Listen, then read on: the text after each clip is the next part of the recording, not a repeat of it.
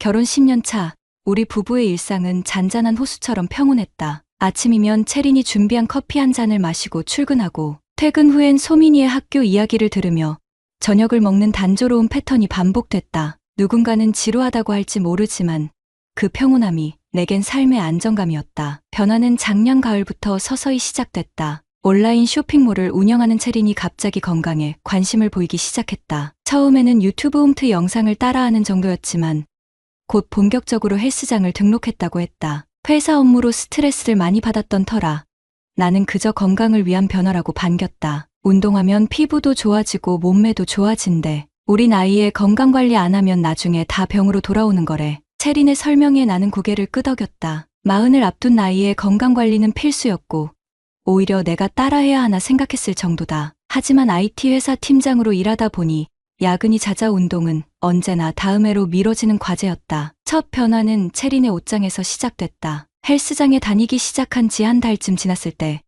선명한 형광색 운동복들이 옷장을 채우기 시작했다. 처음에는 실용적인 검정색이나 회색 위주였지만 점차 화려한 디자인과 색상의 옷들로 바뀌어 갔다. 거울 앞에서 보내는 시간도 눈에 띄게 늘어났다. 소민이가 내 무릎 위에 앉아 동화책을 읽던 어느 저녁, 채리는 새로 구매한 운동복을 입고 싱긋 웃으며 물었다. 어때? 괜찮아 보여? 소민이가 먼저 반응했다. 엄마 예뻐. 근데 또 새로 샀어. 지난주에도 택배 왔잖아. 채리는 딸의 말에 당황하는 듯했지만 이내 웃음을 지었다. 엄마는 운동할 때 예쁜 옷 입으면 더 열심히 하게 되거든. 일종의 동기부여? 나는 무심코 마당에 쌓인 택배 상자들을 떠올렸다. 운동을 시작한 이후 채린의 쇼핑은 운동복뿐 아니라 단백질 보충제, 피트니스 시계, 근육 마사지기 등으로 확장됐다. 온라인 쇼핑몰을 운영하는 그녀가 쇼핑을 즐기는 건 자연스러운 일이었지만 최근의 소비 패턴은 분명 달라진 점이 있었다. 몇 주 후부터는 귀가 시간도 늦어지기 시작했다. 처음에는 일주일에 3번, 저녁 8시까지였던 운동이 어느새 매일 밤 10시까지로 늘어났다. 거실 시계의 초침 소리가 유난히 크게 들리는 밤이 많아졌다. 소민이를 재운 후 혼자 식탁에 앉아 찬밥을 데워 먹는 저녁도 잦아졌다. 헬스 끝나고 PT 회원들끼리 단백질 쉐이크 마시는 시간이 있거든. 운동 효과 높이려면 그 골든타임을 놓치면 안 된대. 그런 채린의 설명을 들으며 고개를 끄덕였지만 문득 방금 샤워를 마친 그녀에게서 나는 낯선 향수 냄새가 코끝을 스쳤다. 언제부터인가 채린은 집에 돌아오면 바로 샤워부터 했다. 운동으로 땀을 흘렸으니 당연한 일이었지만 샤워 후에도 남아있는 그 향기는 분명 예전에 채린에게서 맡아본 적 없는 것이었다. 스마트워치 알림이 울릴 때마다 채린은 미소를 지으며 화면을 확인했다. 전에는 업무 메시지에도 인상을 쓰던 그녀가 요즘은 핸드폰을 손에서 놓지 않았다. 종종 식사 중에도 메시지를 확인하고는 웃음을 감추지 못했다. 무심코 물어본 적이 있다. 요즘 문자 많이 오네? 채린은 당황한 듯 핸드폰을 내려놓으며 대답했다. 아, 헬스장 단체 채팅방. 트레이너가 식단이랑 운동 일정 공유해주거든. 그 순간 거실 벽시계의 유리에 미세한 금이 간 것이 눈에 들어왔다. 언제부터 저랬던 걸까?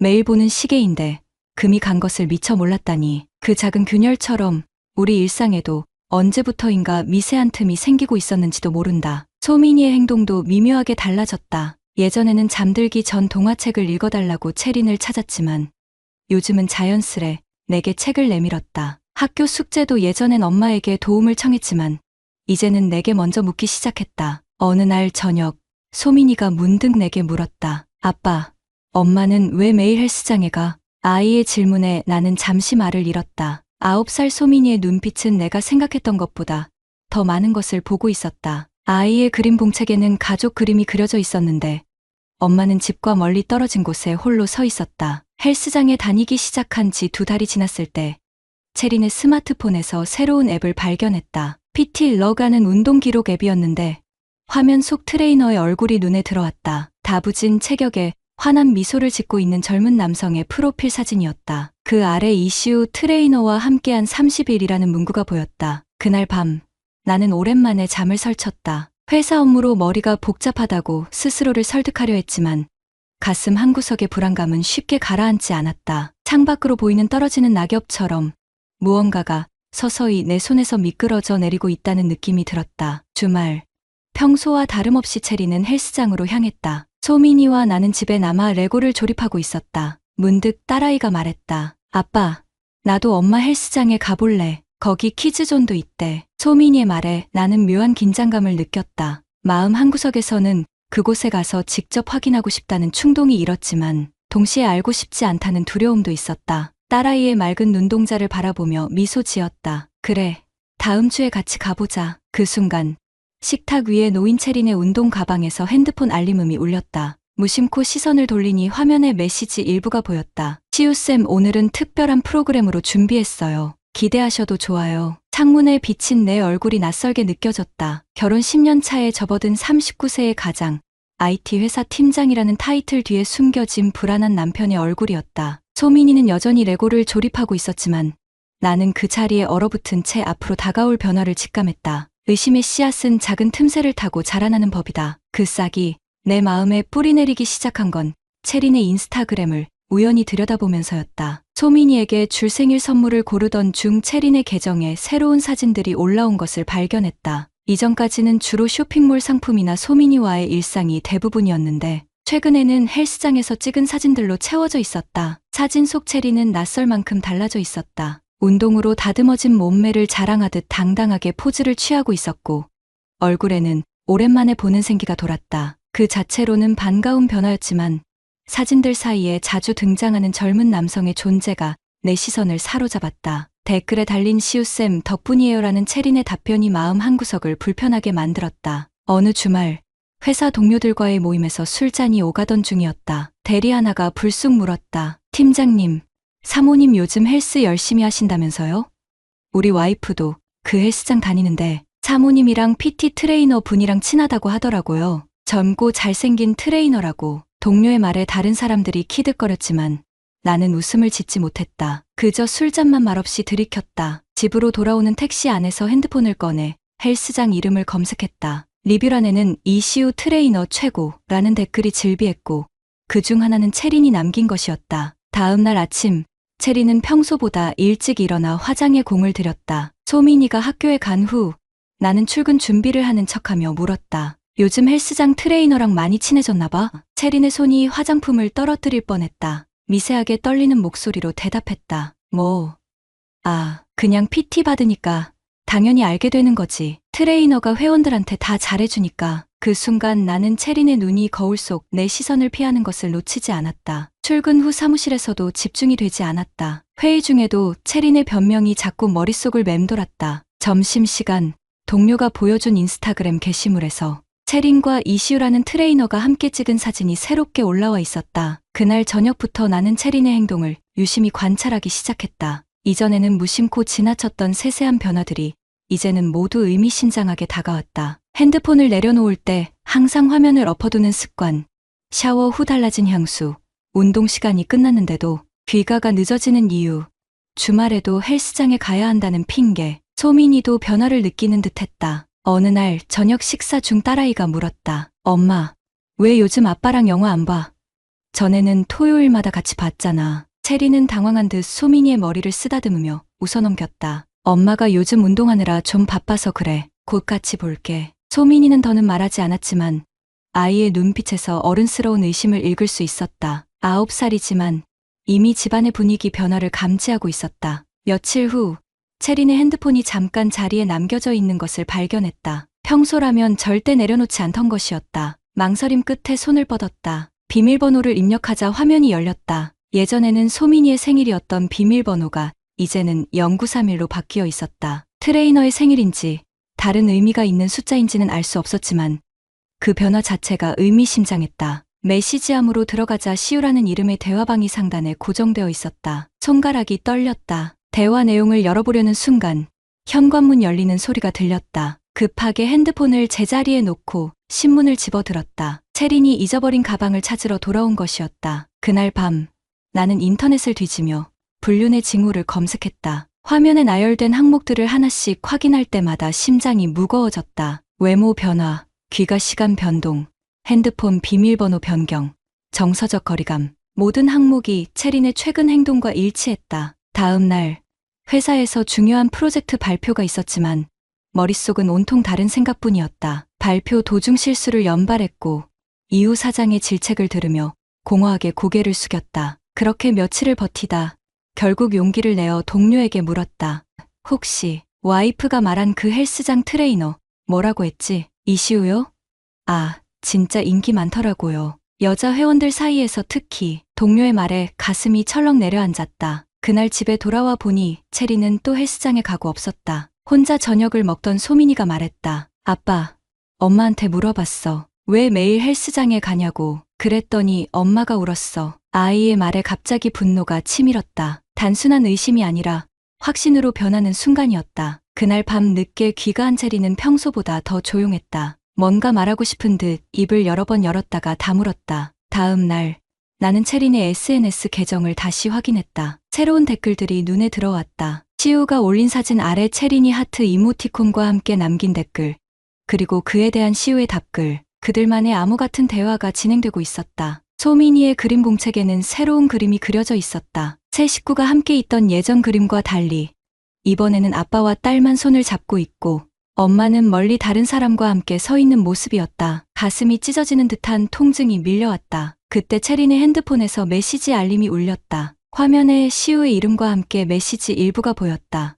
오늘 수업 후에 그 카페에서 만나자. 할 얘기가 있어. 내 손에 쥐고 있던 유리컵이 바닥에 떨어져 산산조각 났다. 마치 내 마음처럼. 이제는 확인해야 할 때였다. 더는 피할 수 없는 진실과 마주해야 했다. 소민이를 어머니께 맡기고 나는 그날 저녁 체린이 다니는 헬스장으로 향했다. 주차장에 차를 세우고 잠시 망설였다. 안으로 들어가면 돌이킬 수 없는 무언가와 마주하게 될 것임을 직감했다. 하지만 이미 내 마음속에는 균열이 깊게 패어 있었고 그 상처는 매일 밤 나를 괴롭혔다. 진실이 아무리 고통스러워도 불확실한 의심 속에서 살아가는 것보다는 나을 것이라 생각했다. 심호흡을 한번 크게 하고 헬스장 입구를 향해 걸어갔다. 유리문 너머로 운동기구들과 사람들이 보였다. 그리고 한쪽 구석, 개인 트레이닝 공간에서 웃음을 나누고 있는 두 사람의 모습이 눈에 들어왔다. 체린과 아마도 이시우의 젊은 트레이너. 그들 사이의 거리는 단순한 트레이너와 회원 관계라고 하기에는 너무 가까웠다. 시우의 손이 체린의 허리에 머무르는 시간이 길었고 체린의 웃음소리는 내게 들려주던 그것과는 달랐다. 어쩌면 나는 이미 알고 있었는지도 모른다. 그저 인정하고 싶지 않았을 뿐. 주먹을 꽉 쥐고 서 있는 내 모습이 유리에 비쳤다. 10년의 결혼 생활, 9살 딸아이, 그리고 평범했던 일상이 순간 모래성처럼 무너져 내리는 느낌이었다. 이제 나는 어떤 선택을 해야 할까? 들어가서 그들을 당장 대면해야 할까? 아니면 좀 더 지켜봐야 할까? 심장이 빠르게 뛰었다. 헬스장 문을 밀고 들어가려던 순간 핸드폰이 울렸다. 소민이었다. 아빠, 언제 와? 숙제 도와주기로 했잖아. 딸의 목소리에 잠시 정신이 번쩍 들었다. 손을 떨며 답했다. 그래, 금방 갈게. 문을 밀지 않고 뒤돌아섰다. 오늘은 아니다. 아직은. 소민이를 위해서라도 더 확실한 증거가 필요했다. 단순한 의심만으로 우리 가족을 흔들 수는 없었다. 하지만 내 안의 의심은 이제 확신에 가까웠고 그 사실을 인정하는 순간 무너질 것들을 생각하자 발걸음이 무거워졌다. 의심이 확신으로 바뀌는 데는 그리 오랜 시간이 걸리지 않았다. 헬스장 앞에서 목격한 장면 이후 나는 마치 탐정이라도 된 것처럼 증거를 찾아 나섰다. 이성적인 판단력으로 유명한 IT 팀장이 아내를 미행하고 핸드폰을 몰래 확인하는 남편으로 변해버린 현실이 씁쓸했지만 진실을 확인하지 않고는 더 이상 일상을 유지할 수 없었다. 체린의 귀가 시간이 더욱 늦어진 어느 저녁 나는 마침내 결심했다. 소민이를 일찍 재운 후 체린의 노트북을 열었다. 쇼핑몰 운영을 위해 항상 거실에 두는 노트북이었다. 비밀번호는 우리 결혼기념일이었는데 다행히 아직 변경되지 않았다. 화면이 켜지자 제일 먼저 확인한 건 브라우저 기록이었다. 최근 검색어 중 이혼 절차와 재산분할 같은 단어들이 눈에 들어왔다. 가슴이 무너져 내렸다. 이메일함으로 들어가니 헬스플러스 앱에서 온 알림 메일들이 쌓여 있었다. 그중 하나를 열어보았다. 이시우 트레이너와의 개인 트레이닝 일정 변경 안내. 다음 날 오후 2시에서 점심 12시로 변경되었다는 내용이었다. 체린이 쇼핑몰 운영으로 바쁘다며 점심시간에는 절대 외출하지 않는다고 했던 말이 떠올랐다. 더 결정적인 증거는 메신저 대화였다. 화면을 스크롤하다 시우쌤이라는 이름의 대화방을 발견했다. 손가락이 떨렸다. 열어야 할까? 이미 돌이킬 수 없는 강을 건너고 있다는 것을 알면서도 확인하지 않고는 견딜 수 없었다. 대화 내용은 예상보다 더 깊은 관계를 보여주었다. 단순한 트레이너와 회원을 넘어선 감정적 교류, 비밀 만남 약속, 나에 대한 언급까지. 채린이 남편이 의심하기 시작한 것 같아라는 메시지에 시우가 보낸 답장이 화면에 선명했다. 조심해야겠네. 하지만 너무 걱정하지 마. 곧 우리 계획대로 될 거야. 화면을 끄고 한참을 멍하니 앉아 있었다. 머릿속이 하얗게 변했다. 숨이 제대로 쉬어지지 않았다. 세상이 무너져 내리는 느낌이었다. 결혼 10년 동안 쌓아온 신뢰와 일상이 한순간에 모래성처럼 무너져 내렸다. 다음 날 회사에 병가를 냈다. 도저히 일상을 유지할 수 없었다. 소민이를 학교에 데려다 준 후 차 안에서 채린의 위치를 확인했다. 가족 위치 공유 앱에 찍힌 점은 헬스장이 아닌 시내 중심가의 한 카페였다. 마음이 무겁게 가라앉았지만 이제는 직접 확인해야 할 때였다. 카페 근처 주차장에 차를 대고 기다렸다.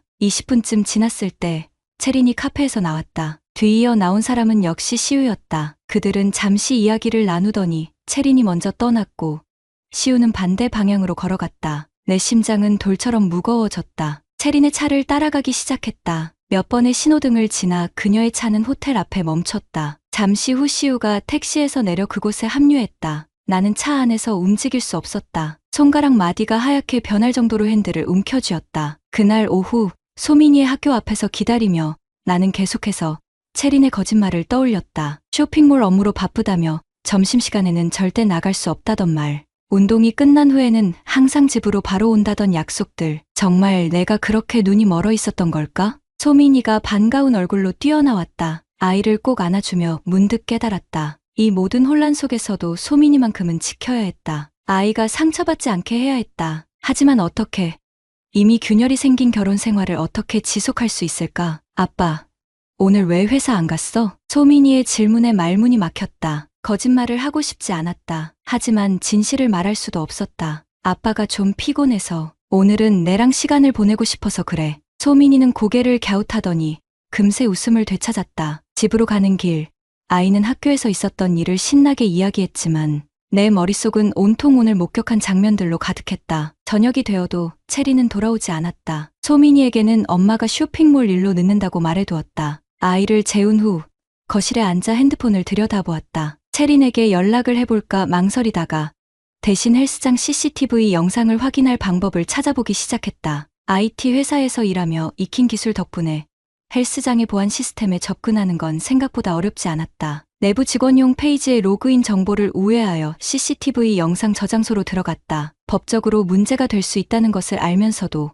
더 이상 이성적인 판단이 불가능한 상태였다. 일주일치 영상을 빠르게 훑어보았다. 채린이 헬스장에서 보내는 시간은 생각보다 짧았다. 대부분 1시간 정도 운동한 후 시우와 함께 사무실로 들어가거나 아예 헬스장을 나가버렸다. 내가 생각했던 3시간의 운동 시간은 온데간데 없었다. 특히 눈에 띄었던 건 금요일 저녁 영상이었다. 채린과 시우가 헬스장이 문을 닫은 후에도 남아있었다. 둘은 탈의실 근처에서 이야기를 나누다가 갑자기 서로를 껴안았다. 그리고 채린이 먼저 시우의 얼굴을 양손으로 감싸며 키스했다. 영상을 보는 내 손이 떨렸다. 이건 단순한 호감이 아니라 명백한 불륜이었다. 채린이 집에 돌아온 것은 자정이 넘어서였다. 샤워를 마치고 거실로 나온 그녀는 아직 깨어있는 나를 보고 놀란 듯했다. 왜 안 자고 기다렸어? 그녀의 목소리에 묘한 떨림이 느껴졌다. 나는 천천히 노트북을 열어 CCTV 영상을 틀었다. 채린의 얼굴이 순간 창백하게 변했다. 설명할 기회를 주려고 했어. 내가 먼저 이야기해주길 바랐어. 내 목소리가 떨렸다. 분노와 슬픔, 배신감이 뒤섞인 감정이 치밀어 올랐다. 채린은 한동안 말을 잇지 못했다. 이내 그녀의 눈에서 눈물이 흘러내렸다. 미안해. 정말 미안해. 나도 어떻게 된 건지 모르겠어. 처음에는 그냥 그녀의 변명은 귀에 들어오지 않았다. 수많은 질문이 머릿속을 맴돌았다. 언제부터였는지, 왜 그랬는지, 우리 가정은 어떻게 되는 건지. 하지만 그 어떤 대답도 지금의 상처를 치유할 수 없을 것 같았다. 소민이는 어떻게 할 거야? 우리 딸은 생각해봤어? 채리는 더 큰 소리로 흐느꼈다. 그녀의 어깨가 무너지듯 떨렸다.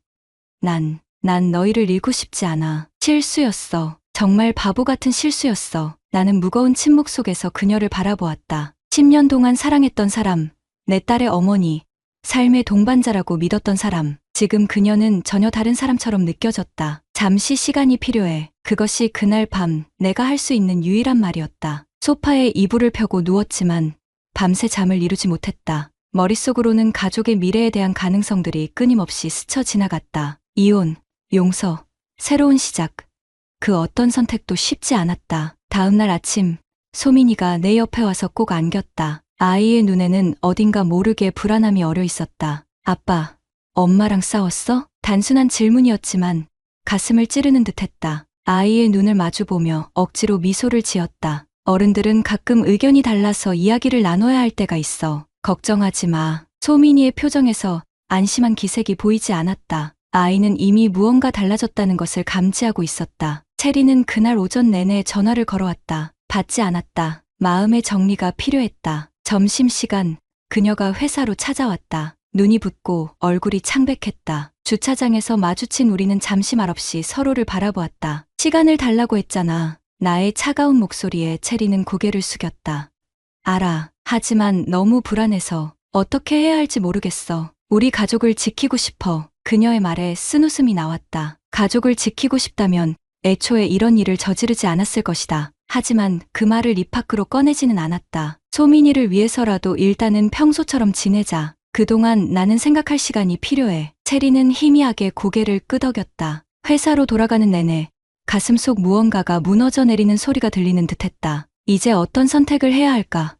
가정을 지키는 것과 내 존엄성 사이에서 나는 어떤 길을 택해야 하는가? 일주일간의 냉전이 이어졌다. 소민이 앞에서는 평소와 다름없이 행동하려 노력했지만 방문이 닫히면 우리의 대화는 단절되었다. 체리는 여러 번 대화를 시도했지만 내 마음은 여전히 얼어붙어 있었다. 밤마다 소파에 누워 천장을 바라보며 생각했다. 우리의 10년이 어떻게 이렇게 무너질 수 있었는지. 주말이 다가오고 있었다. 소민이의 학교에서 부모 참관 수업이 있는 날이었다. 평소라면 기다려지는 날이었겠지만 지금은 그저 서로 모른 척해야 하는 또 다른 무대일 뿐이었다. 아침부터 체리는 평소보다 더 신경 써서 옷을 고르고 화장을 했다. 소민이 역시 제일 좋아하는 원피스를 꺼내 입었다. 소민이의 학교 앞에 도착했을 때 주차장에는 이미 많은 학부모들이 모여 있었다. 아내의 팔짱을 끼고 다정하게 웃는 다른 부부들을 바라보는 것이 갑자기 견디기 힘들어졌다. 체린도 내 생각을 읽은 듯 잠시 멈칫했지만 소민이가 우리의 손을 잡아 끌며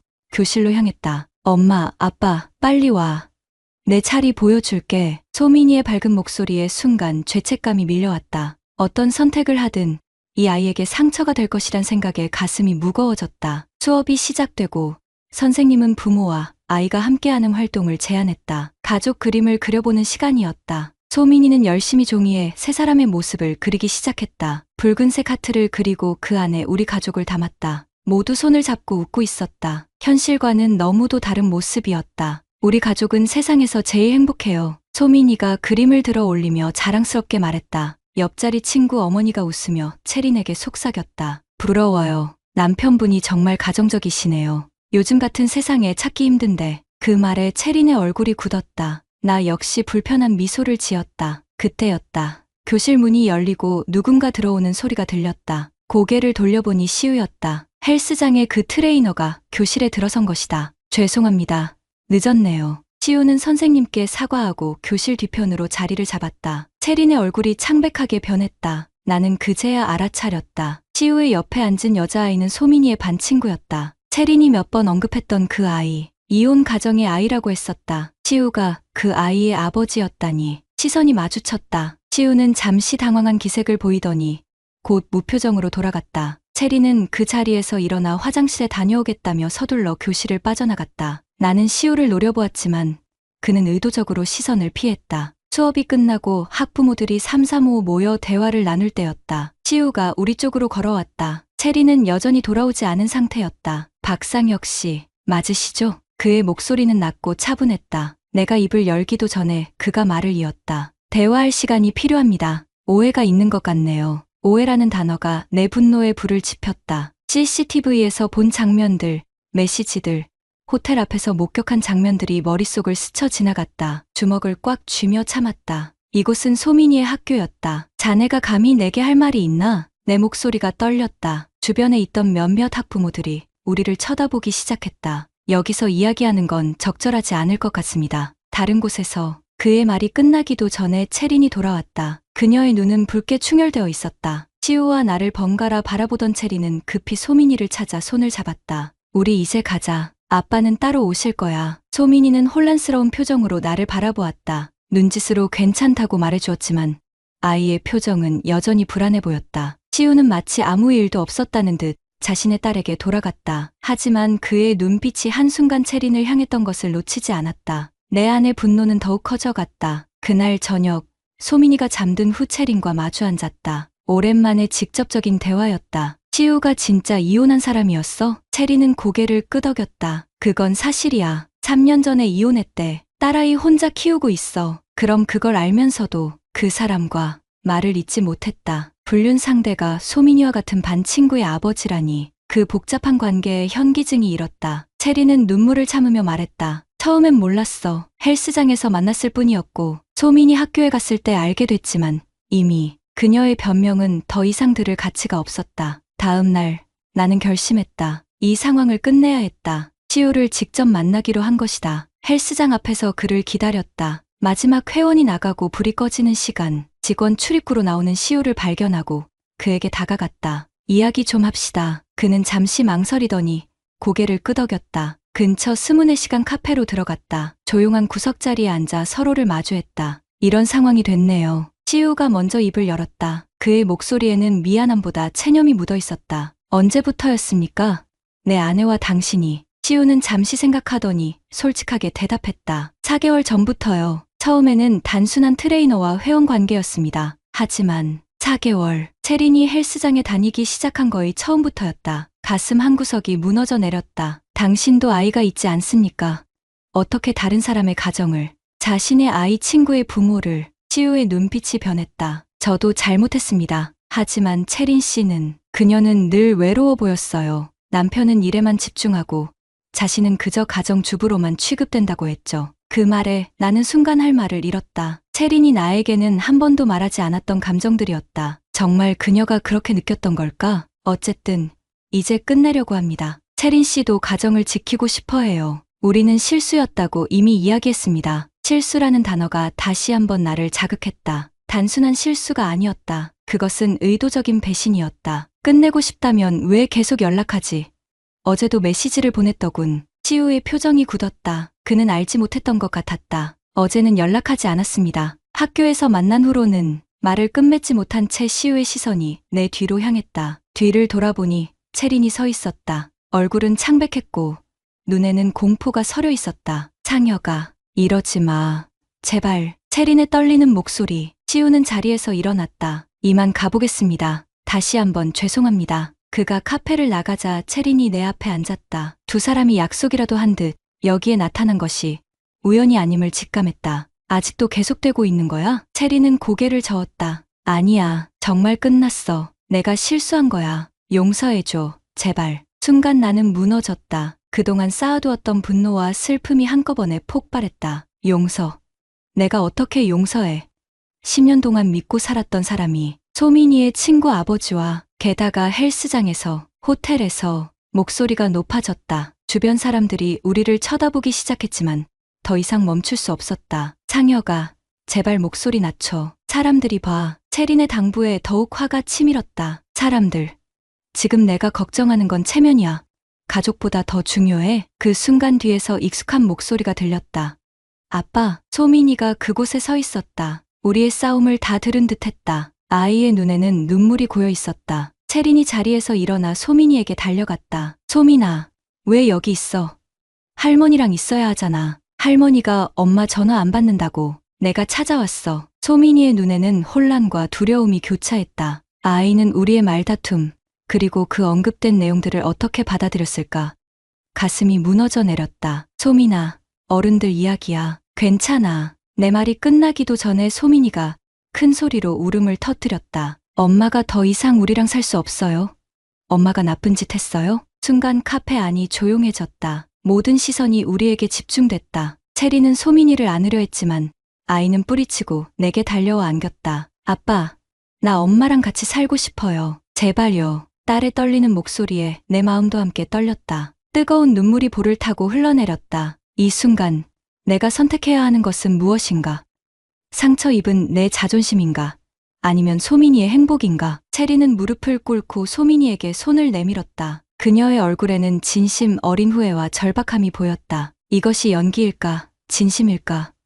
그녀는 정말 바뀔 수 있을까? 카페를 나서는 우리 셋의 뒷모습이 유리창에 비쳤다. 소민이는 우리 양쪽 손을 꼭 쥐고 있었지만 채린과 나 사이의 거리는 여전히 멀게만 느껴졌다. 이 거리는 앞으로 좁혀질 수 있을까?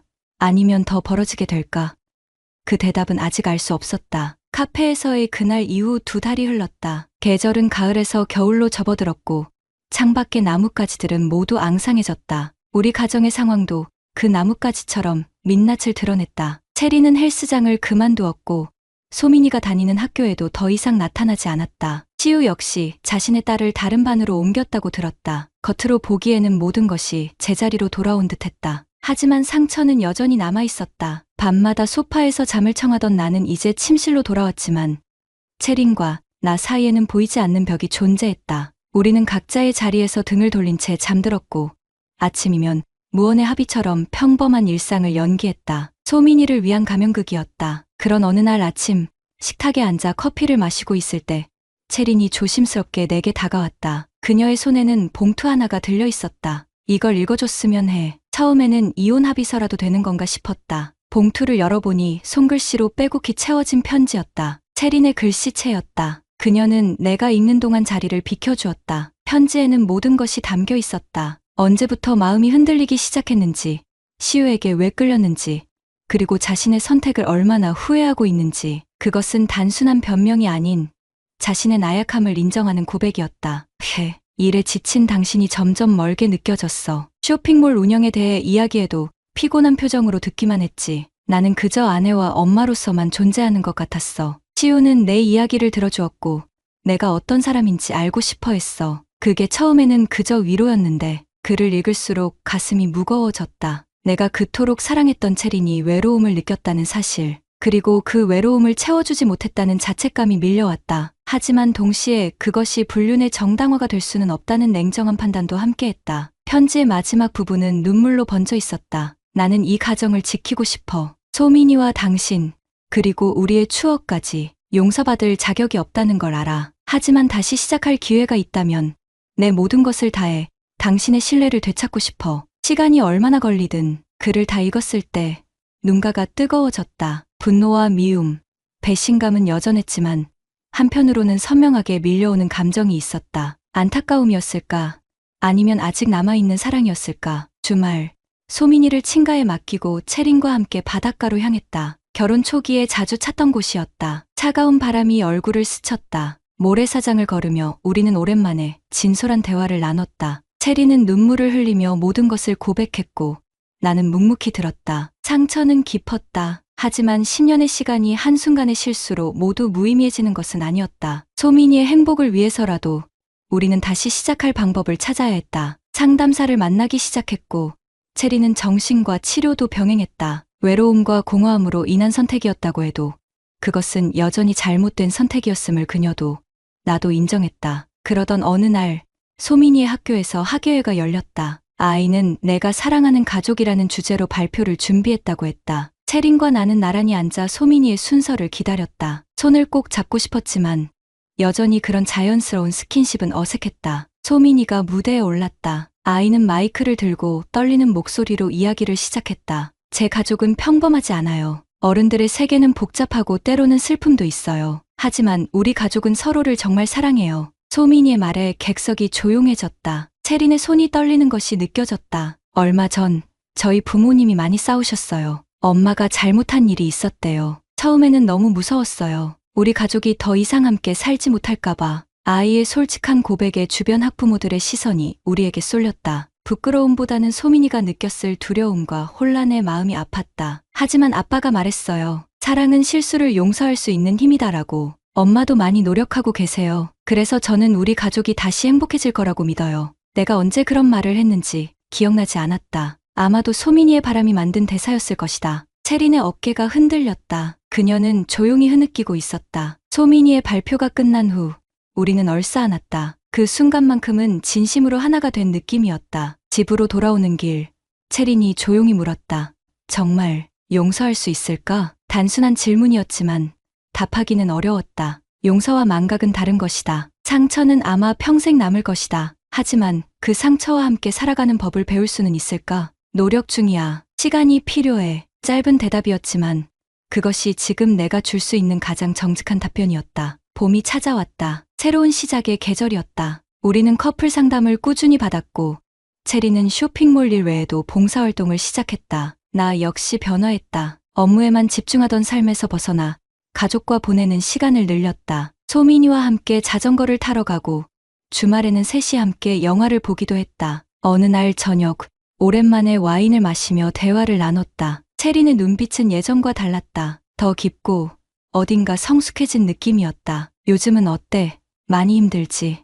내 질문에 체리는 잠시 생각하더니 고개를 끄덕였다. 힘들어. 매일이 시험 같아. 내가 충분히 노력하고 있는지, 당신이 정말 날 다시 믿게 될지. 솔직한 대답이었다. 예전에 체린이라면 무조건 괜찮다고 했을 것이다. 그녀가 진심으로 변화하고 있다는 증거였을까? 나도 힘들어. 가끔은 그날의 장면들이 떠올라. 그럴 때마다 숨이 막혀. 내 고백에 체린의 눈에 눈물이 고였다. 그녀는 조용히 내 손을 잡았다. 오랜만에 느끼는 따뜻한 온기였다. 하루하루 지나다 보면 언젠가는 그 기억보다 우리가 함께 만드는 새로운 추억들이 더 많아질까? 그녀의 질문에 확신 있는 대답을 할 수 없었다. 하지만 적어도 그 가능성을 위해 노력하고 있다는 것만은 사실이었다. 오늘 소민이의 생일이다. 우리는 함께 케이크를 준비했다. 체린이 만든 생크림 케이크, 내가 고른 선물, 그리고 소민이의 환한 미소. 촛불을 끄기 전 소민이가 소원을 빌었다. 우리 가족이 영원히 행복하게 살게 해주세요. 단순하면서도 깊은 소원이었다. 체린과 나는 눈을 마주쳤다. 그녀의 눈에는 내가 주고 싶은 것과 정확히 같은 약속이 담겨 있었다. 이 아이를 위해서라도 우리는 다시 시작할 수 있을지도 모른다. 진실의 확인, 배신의 상처, 그리고 용서의 과정. 우리는 그 모든 단계를 지나왔다. 아직 모든 것이 완벽하게 해결된 것은 아니다. 체린이 핸드폰을 볼 때마다 아직도 의심이 들 때가 있고, 그녀 역시 내가 완전히 용서했는지 확신하지 못해 불안해하는 순간들이 있다. 하지만 중요한 것은 방향이다. 우리는 적어도 같은 곳을 바라보며 함께 걷기 시작했다. 깨진 유리를 붙이는 것처럼 금이 간 자리는 영원히 남겠지만 그 균열조차 우리 역사의 한 부분으로 받아들일 수 있을지도 모른다. 거실 벽에 걸린 시계를 보았다. 얼마 전 새로 구입한 것이다. 금이 간 옛 시계는 이제 없지만 시간은 계속해서 흐르고 있다. 과거에 머무르기보다 앞으로 나아가는 선택, 그것이 지금 내가 그리고 우리 가족이 내린 결정이다. 헬스장 속에서 시작된 비밀은 이제 우리 가정의 아픈 역사가 되었다. 하지만 모든 역사가 그렇듯 그것은 끝이 아닌 또 다른 시작점일 뿐이다. 상처를 딛고 일어서는 과정은 길고 고통스럽지만 그 여정 자체가 우리를 더 단단하게 만들 수 있을지도 모른다. 오늘 밤 오랜만에 체린과 함께 잠들 때 그녀의 손을 잡았다. 아직은 예전과 같은 온기가 느껴지지 않는다. 하지만 언젠가는. 구독자님들, 다른 분들과 함께 의견 나눠보세요. 저도